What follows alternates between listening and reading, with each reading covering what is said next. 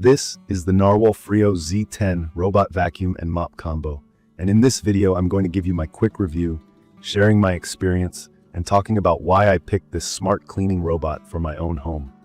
What you're looking at is an all-in-one robot that's pretty sleek and impressively packed with technology.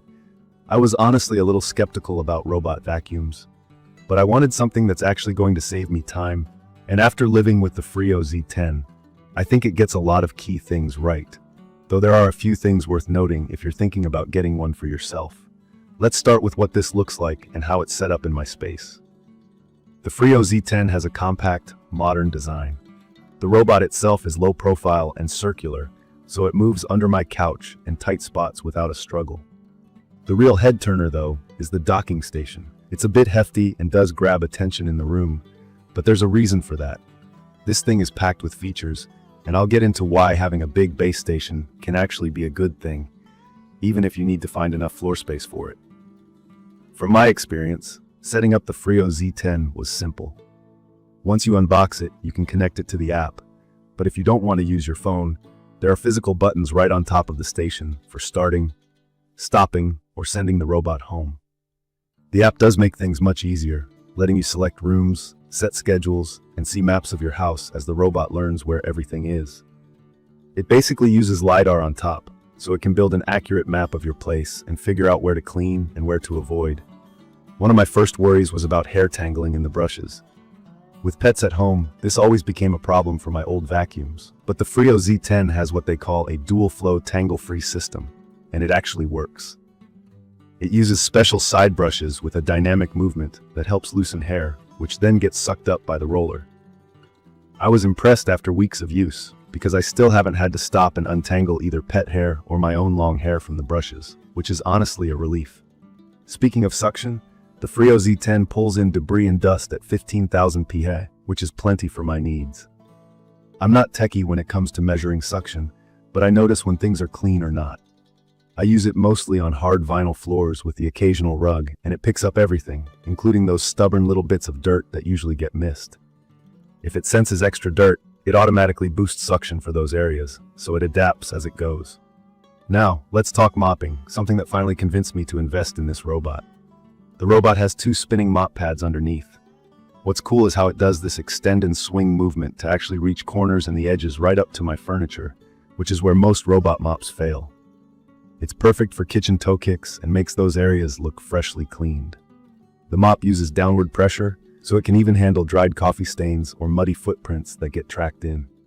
The station washes and dries the mop pads with hot water and hot air, which I find super helpful. It automatically detects if an area is still dirty by checking the water it's collecting, and if it hasn't cleaned enough, it'll go back and run over the area again. One thing I noticed, and this might matter if you have a big space like I do, is the mopping feature.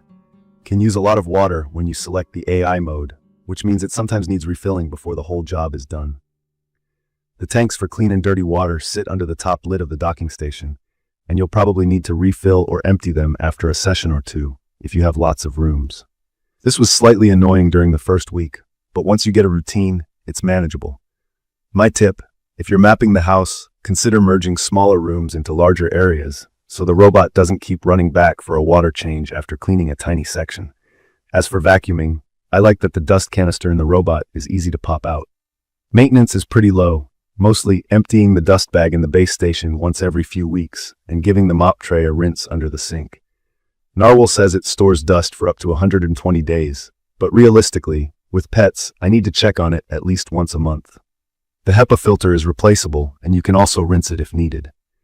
The brushes, mop pads, and roller are all easy to swap out if they wear down, and you can take the mop pads off and toss them in the washing machine, which makes things less fussy.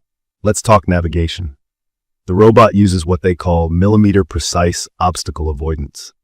It's true most of the time, and it's pretty clever about not bumping into things, although if there's a stray charging cable or sock, it sometimes still gets stuck and needs help. But it knows not to ram into chair legs or scratch up furniture. Once, it did miss a few pet hairs on the edge of my rug, but honestly, I didn't expect perfection. No robot gets every last bit, especially around some carpet edges. Noise-wise, it's quiet enough that you can run it while watching TV or working from home. I find I barely notice it in the background unless it's emptying dust, which is a bit louder, but thankfully quick. If you care about smart home integration, this robot is ready to go.